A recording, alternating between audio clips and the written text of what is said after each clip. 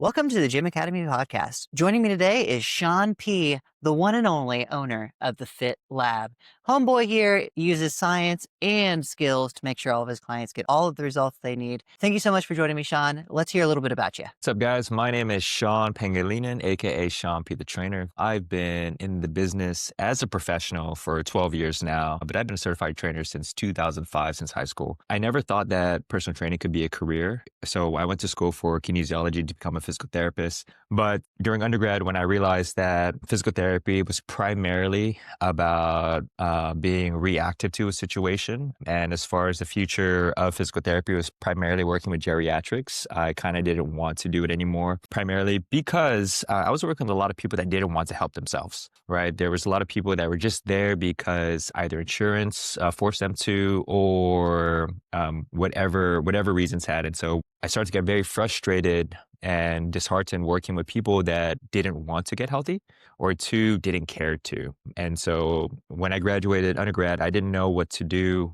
because in the conventional world, working in a proactive scenario where you're helping people before they get sick, before they get hurt, there's really no such way of defining that career. And so I went on a hiatus for a couple years after undergrad, basically being a paddler because my background is actually in athletics. I used to represent the island of Guam in canoeing. I'm a former Olympian. I've been a professional paddleboarder, outrigger canoeer, dragon boater, represented the US, represented Guam, traveled the world doing really cool stuff. But it didn't pay the bills. And so the only thing I could do while I was doing that was be a personal trainer. And within a few short years, working with some amazing clients, I started finding that I was working with people that were trying to find help before they got sick, before they started to follow the trends of their parents, wanted to be better role models for their kids, or just wanted to be better versions of themselves. And after working with a few clients, I started to think like maybe, just maybe, personal training is the career that I want to be in, because like I'm having a lot of satisfaction helping people through movement.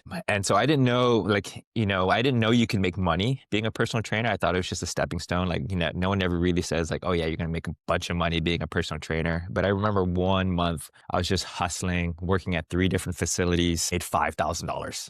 I made $5K. And that's when I was like, oh dude, I think this could be a career, right? Like the average physical therapist starting salary at the time was like somewhere in the low 60s, 70s, at least in Guam. And I was like, dude, if I can make $5,000 every month, $60,000, that's basically a physical therapist's salary.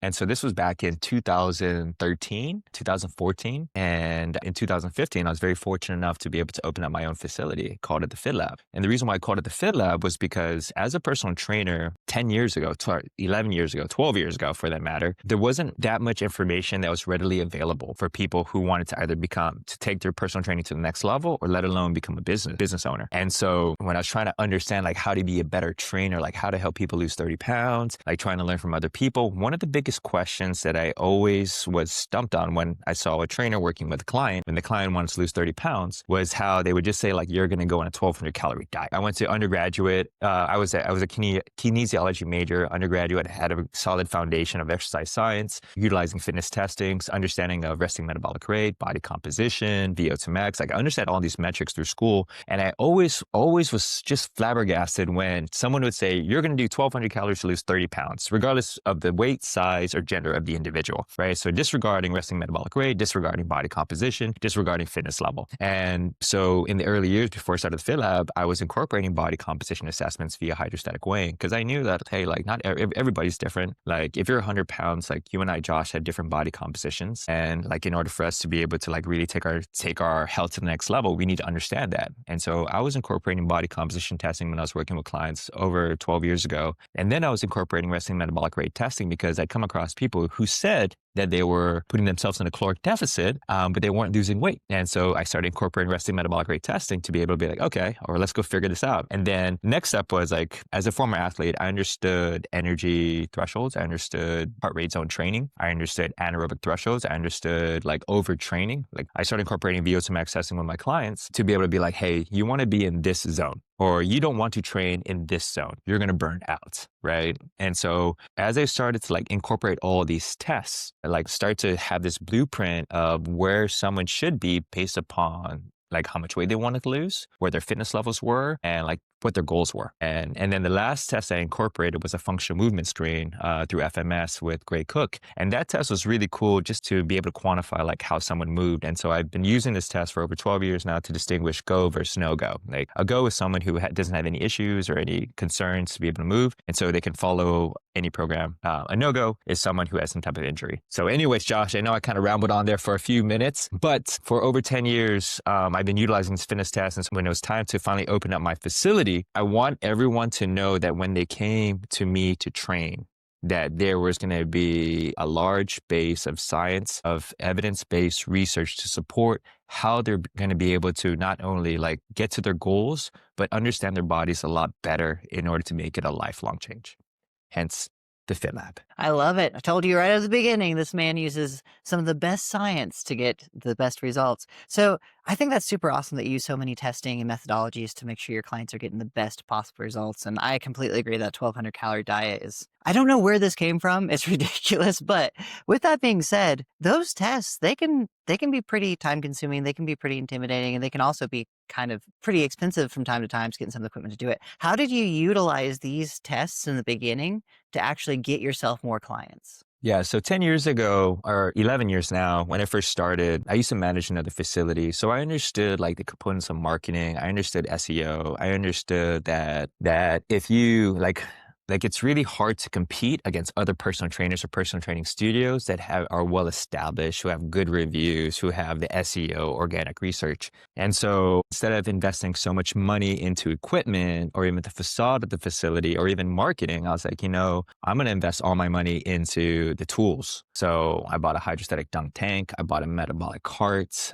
and I was leveraging those tools to be able to find new clients. So what I knew was I had a very niche market. This is what it was, how I got clients. So my typical client was someone who was already on the journey. They've already lost weight, right? They're already like working out, but they find themselves in a plateau, right? 2 months, 3 months into it, they've lost 20 pounds and they can't lose weight anymore. And so they Google, I'm not losing weight anymore. And when they Google, I'm not losing weight anymore, they'll come across a blog that says, well, not all weight is the same. You want to be able to assess your body fat percentage. And so when they assess body fat percentage, like what is body fat percentage or best body fat testing tools, they'll search hydrostatic weighing, and then they'll automatically see the Fit Lab, and then they'll come book a test. And when we go through the body composition, I would go ahead and be like, hey, this is where your body composition is. Tell me what you're struggling with, and this is how I can help you. So I knew very early on that I didn't have the budget to be able to compete, that if I were to compete, I'd be targeting a very specific demographic. And in the beginning, it worked amazing. Let me clarify. It did not work amazing. We almost shut down after 6 months. But as far as the concept of using these tools to be able to get new clients in, it was working. It just wasn't working well enough, right? Like I was getting tests here and there. I was converting a few clients here and there, but the market was still so small, and we still couldn't compete from a personal training standpoint. But that's how I got my clients. And that's how I knew that majority of the people that I was seeing were very serious about fitness, were invested into their health, and were willing to be able to more than likely sign up with me to train. I love that. Like, that's the perfect definition of a lead magnet. You were able to bring someone in that answered a very specific question that solved one portion of the problem and then gives them the rest of the solution on the back end. How far did that get you, like financially wise? I know you said after 6 months, like you almost closed down, but in its prime, how far did that lead magnet get you per month, MMR wise? I don't know. So the honest to goodness truth, guys, is I do not know. I have not started really tracking the metrics of my business since I started working with Gym Academy. So I don't know, right? But prior to working with Gym Academy, I was basically just like month to month survival mode, just making sure like, hey, all right, I got some income for a body composition test. I'm gonna try to sell them. I got someone coming in for a consult. I'm gonna try to sell them. So I don't know exactly to what extent it got me to. I just know that I survived. I've done well over 2,000 body composition tests in 10 years. Like, that's awesome. 2,000. So, I mean, you can do the math. That's charging $55. I don't know what the conversion of turning someone from a dunk test to a body composition test was, but yeah, I don't know. I don't know the answer. Yeah. Hey, that makes perfect sense. I mean, there's so many business owners out there right now that have no idea where they are, and I think the surviving month to month thing really resonates pretty hard because I think we all start out there like, okay, we live this month. Let's just hope we live next month, and like every month you just win one more month, and it's just an exhausting way to live. So, what made you finally make the decision? Like, hey, I'm sick of being month to month. I'm ready to get some help, and you took that jump and you went out and found Gym Academy. Yeah, so I think it happened 8 years in. Like, so 8 years, so 2 years ago was it 2026, so 2025, so 2023. I'll go in a timeline this. Like, so when I opened up in 2015, and like in 3 months, I thought I was gonna shut down. Like, I was in business with two other people. One guy jumped ship, the second guy jumped ship. It's just I was on my own figuring it out. They basically said no one's making money, it's not worth it, and so they just left. One guy like moved back home. The other guy was just like called it a loss. And then like 6 months into it, actually had a turning point. 6 months, so to open up in June, that March, I made my first 18K. Like I was like going from like I was somewhere between like 3K to like 6K. Like between those times, like bad months was like under 3K, good months was like over 3K. I was able to pay myself. Like 3,000 was what I was able to pay myself, like pay rent during that time. And so I think in 2018, 2019, like 3 years later, I finally almost hit 100,000. Like I was at 99,000. And then in 2019, I hit 100,000. And then 2020 was supposed to be my year. I was like, yes, it's going to be like I'm going to hit the $120,000 mark. I'll get to pay myself like, oh, whatever, $40,000. I'm winning. I'm winning, baby. Like the bar was set so low when That's I started. maximum effort right there. Yeah, I was like, this is it. And then COVID hit and like the world shut down. Didn't know what to do. I got realized that, didn't know what to do. I had this large group training, and then I had personal training, and the large group was like helping pay for rent. Personal training was like helping pay for myself. Obviously had to shut down the large group training. I had a team of three other trainers. Basically they had to let go. They were contractors, so they just left on their own.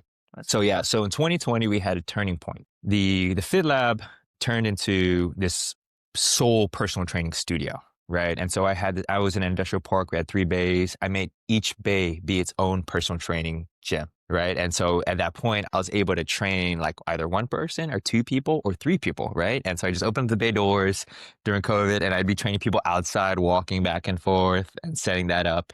And like two things hit me. I was like, oh, one, I could charge more. Two, I could start doing like the semi-private thing. Right. Like, and so I've been doing this since 2020 on a very small scale, found a lot of success in 2023. I think we hit like the 200,000 mark. I don't know, like 2021, 2022, like this is success for me. Like quarter mil in 2023. No, I'm sorry, not, yeah, quarter mil in 2023. Like these are such small numbers, but these like amazing, right? Like for someone who like was like just hoping to pay themselves $2,000 a month just to pay for rent, and utilities and pay for food, like quarter million was like a huge thing. And in 2023, I started noticing that my leads for body composition started going down. My organic consults were starting to go down, and like instead of like having like a steady flow of people coming in to be able to do it, I started to see the trend of like hydrostatic weighing go down, RMR testing going down, VO2 max testing going down. I was like, oh shoots, like I'm not seeing the same amount of people booking. And so in 2023 going to 2024, I was like, I need to figure something else. I started investing into organic. I hired someone to help me out to create my content, to help me start create some ads. But we weren't going anywhere with it. I ended up spending almost like $40,000, and there was zero return on it. And then I was like kind of in this last ditch effort. I was like, well, we're making money still, despite it. I know I just need to figure something else. And I reached out to, oh, I keep forgetting his name. Why do I keep forgetting his name? This other marketer that I wanted to work with back in 2023 before I decided to go organic. But his price points for his service were really high, and I was just by myself, and so I couldn't afford to go with him. But anyways, he ended up working for Gym Academy. So when it was time for me to start working with a marketing agency, I reached out to him. He told me about Gym Academy. He said, these guys are great. Never heard of Gym Academy before. Like these guys were like none of the radar, didn't have any organic anything, didn't have a website. I was like, dude, like, who are these people? Like, I've never heard of them before. Like, how can they really help you if I've never heard of them before, right? Like we're talking about like advertisements and marketing. I'm like, I've never heard of them. Like, there's no way. Anyways, met Bob.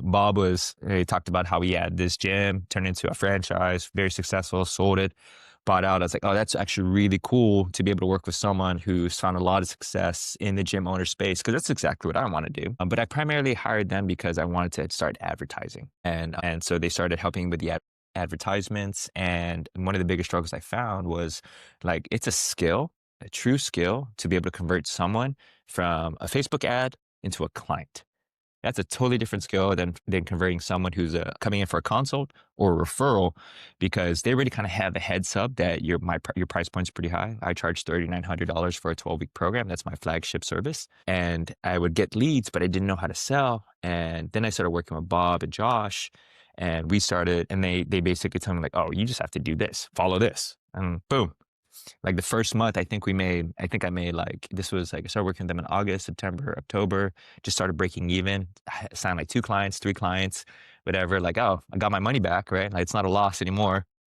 And then no, December hit, and dude, I went from like, I typically write off December as like zero, like not making any money, zero money. Last year we made 25K, and I was like, That's whoa! I was like, this amazing. is all from ads, right? This is all from ads. It's all from like the sales script, the nurturing process, and then like the selling process, right? And typically when I have a good month, I typically write off the following month, because it's like, well, like I basically got all my clients in.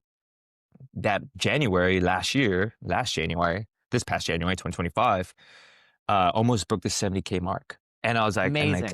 yeah, I was like, this is amazing, right? Like, we literally doubled my business within like 4 months. And like, I had this massive influx of cash coming in, because I only sell PIFs, 12-week PIFs.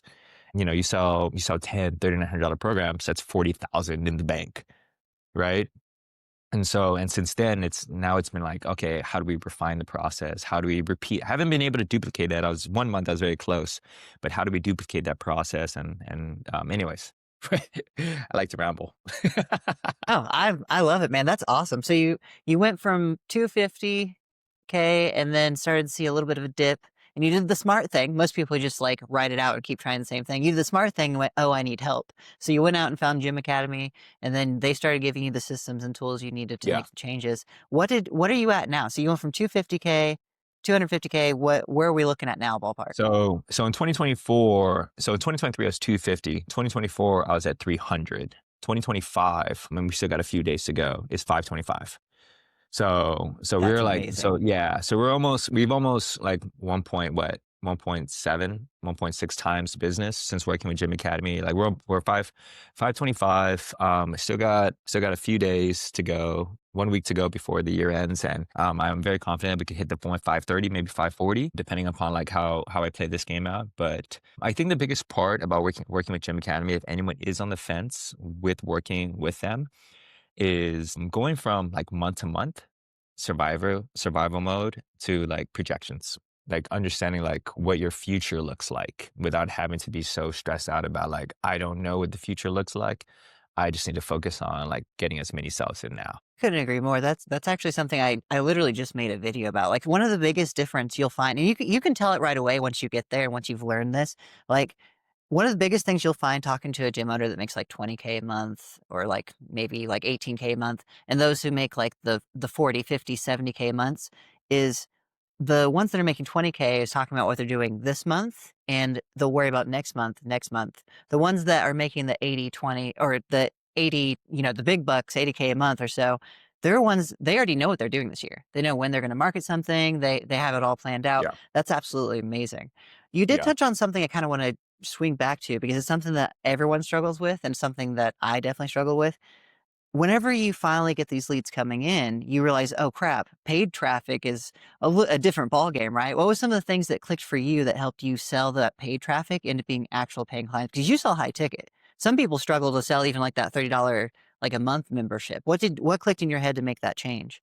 What clicked in my head that made the change was understanding the psychological elements of just talking with someone. I think that was the biggest one, like, just, I think two of the biggest terms that are used in our coaching calls, especially with people who are just learning how to do these sales calls, is reframing.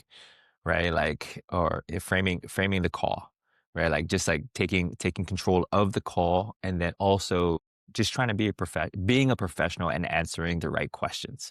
Those are the two biggest takeaways that that I got from it. It's like it's when once you start becoming more confident and comfortable having these conversations, your perception as a professional just through the first couple minutes already starts to stand out. And when you can speak with confidence and really try to understand the individual and their concerns and talk, just hearing them, you now become someone that someone wants to meet and talk and get to know a little bit more. So that was the biggest one, because most people want to sell right off the bat. They just want to be like, yep, my name is Sean. I'm the Fit Lab. I'm the greatest trainer in San Diego. There's no other trainer like me. You're going to want to sign up All with me. facts, all You, facts. you're like, yeah, facts. But like, no one gives a shit about that. Like people want to know how you can help them or whether or not you're someone that you want to work with. And I sold 75 PIFs last year to date. So 70, probably a little bit more. But I was like, dude, that's like 75 $3,900 program. We're not talking about monthly recurring. We're not talking about other programs. Just 75 of those minimum. And like like, I had to actually go back to my notes to see exactly like how many was sold. And I was like, dude, that's a lot of people through social media marketing to sell. It really is. And I think everyone can sell that, especially if you have a solid program, if you have a really solid methodology to help people get to their goals. So I'm fully confident in helping people out. But yes, the biggest takeaway from the calls, that's the nurturing process, is just being authentic and honest and really trying to care more about the individual as opposed to your bottom line. I think that you're 100% right. That's one of the hardest things too, because we all get in our own heads, right? Like we start thinking about like, oh, I need to pay rent, I need to make money, I need to, you kind of lose that connection of what it means to really be there and help someone. Just like you said at the beginning of this call, like you wanted to work with people who really wanted to make changes in their life before they needed that physical therapy. And you still held on to that, which I think is one of the reasons why you did so well. Yeah, thank you, man. So you finally cracked the code. You learned how to convert paid traffic, which is not easy to do, and finding that authentic voice can be kind of challenging. And now you're up to over that 500K mark. What are you working on now? What are you trying to do in your business to take that next step? Yeah, so for any gym owner who started out going to kinesiology program, wanted to become a physical therapist, end up becoming a personal trainer because they didn't want to become a physical therapist, and then have aspirations of opening up your own gym, the next step is to scale. And I think this was really the catalyst that really forced me to try to build. I had a buddy here in San Diego. He's been a personal trainer. He opened up his own group fitness facility, and he wanted out. And I was like, well, I kind of want to buy it. I want to buy it. Let me know what you have. And I looked at his business and I was like, dude, I would not spend $150,000 to buy your 10-year-old shitty equipment with zero clientele that's going to come in. Like, that makes zero sense. Like, what am I buying? Like, I'm not going to buy your name. Your name, I was like, like, I don't want to, like, your name is not one I'd want to keep. Like, you have zero recurring revenue. You're just in massive debt and your equipment is old. It's like, you don't have no business. And then I kind of looked at myself, I was like, wait, I don't have a business. It's like, I was like, wait, the Fit Lab. I was like, do we have recurring revenue? No. Do we have like old equipment? Yes. If I was to die, would the gym survive? No. Would anyone want to buy this? Potentially, maybe because the name is cool, but that's about it, right? And I was like, oh, dude, I don't have a business. I really don't. And so what does it actually mean to have a business? And so the next steps to answer the question is business mode, is business development. Like this is the next phase that I'm in. And so now I have a team. It's 9:45, Josh. I'm having a conversation with you, and that's because I have my team training at the Fit Lab while I take a little vacation for the week before the New Year's rush.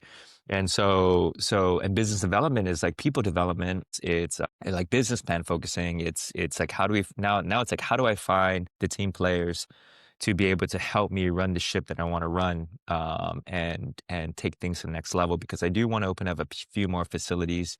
And so I'm trying to learn a new skill right now to be a better leader, to be a better business owner, and to be able to take, the mission and the vision and execute it. And so that, as of right now, like that's my focus is building a team, building a bigger team, like not having to worry about if one guy leaves, like how do we find the next person, And more importantly, like how do I allow these trainers to be able to aspire to making this a career?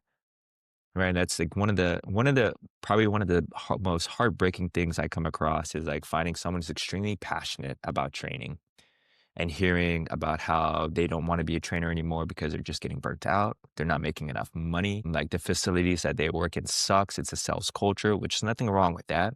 But there's no development in there. And, like we're fighting this, we're in this battle, this is the cool part about being a health professional. It's like, like if you get to a point of some success, you start to really quickly realize like you're in this battle together with other gym owners. You're in a battle with other trainers. Like we're in this downward trend of a lot of unhealthy individuals, a lot of individuals that are being like manipulated through social media to being content with being sick, not being the best versions of themselves, or not having the right support to be able to promote them. And so my goal is really to build a business that allows other trainers to make six figures in this industry, like because it's possible. It's 100% possible to be able to open up your own studio or even like just work for someone and help them build something and make good money. So that's what's on the horizon. I think those are all I couldn't agree more. Like, whenever I first made that first leap of bringing on staff and things along those lines, some of the horror stories you hear from trainers out there working for other companies, especially big box companies. I know trainers out there that are amazing coaches, spent thousands on their education and get paid like $15 an hour. It's heartbreaking. What's some things that you've been doing to try to bring that vision to reality? Like, just give me a little taste. I know you're still in development, but what are some things that you've been doing to try to make sure that provide the dream and atmosphere you're looking for? The first thing is really self-development. It's realizing that you don't have to do it on your own. I think that's a big step for any solopreneur or gym owner, owner operator, like thinking that you're the only one that can do it. So there needs to be a sense of self-development that comes into play, being like, well, that may be true, but it doesn't have to be the entire truth. And in order for you to be able to do that, you need to come up with the vision. You need to come up with the mission. You need to come up with the standards, the systems and processes, right, of how to do things. Simply put, and so I'm following a playbook that Bob implements for all his phase two, phase three clients. Is it the GOS, right? The GOS, Yep. Gym operation gym systems. operating systems, having three full-time trainers, right? One manager, salesperson, and then two full-time trainers, and operating this flow of like full-time schedule. I think that's the foremost, is hiring three full-time people and having this more consistent schedule of having these people not just work, but also like provide extended amount of hours for people who want services. I think that's a big, does that answer your question? Yeah, that makes Yeah. perfect sense. So, Yeah. following a tried and true system that you got from Gym Academy. Yeah, yeah, that's yeah, and it works. It really does, man. Like I do see how big of an impact it has on not just retention for trainers, but team chemistry. Like I was like, oh, like, and I do meetings twice a week, and we're gonna start doing more. We're gonna probably meet every week, every day, 5 times a week, whether it's like one on one or a group setting. And I think it just promotes a healthier business. I'm a huge fan of any kind of meetings. Like, when it comes to making the staff you want versus the staff you get, you have to spend time to nurture those relationships, nurture those skills, find out where they are. The meetings with your staff is completely undervalued. But I do see that we're running low on time here, and I don't want to waste yours because you're a busy man with important things to do. So I'm going to ask you the same thing that I ask every person who comes on the show before they get off. What is one thing you wish you'd have learned sooner in business? Yeah. The one thing I wish I learned sooner in business is basically understanding that there is a system and process that you can follow. And I was just talking to my wife about this last night. I've had this gym for over 10 years now, but we really haven't turned it into a business until this past year. And that's because, there needs to be a shift in the thought process. And so as far as one thing that I wish I knew 10 years ago was that this could absolutely be a business and it doesn't have to be a job, and that there's a system and process to be able to do it. And more importantly, there are people out there that are willing to help you, guide you through those processes. So shout out Gym Academy. Yeah. Not so subtle. Shout out Jim McCuddy. Well, thank you so much, Sean. I can't wait to have you back on the show and find out how streamlined and how big your business has gotten next time we talk. Thank you so much for taking the time to talk to me, brother. Yeah, likewise, Josh. Thank you so much. And by the way, thank you so much for helping with my organic lead development with my websites and all this other stuff. So I appreciate you, brother. Thank you as well. For your help, man.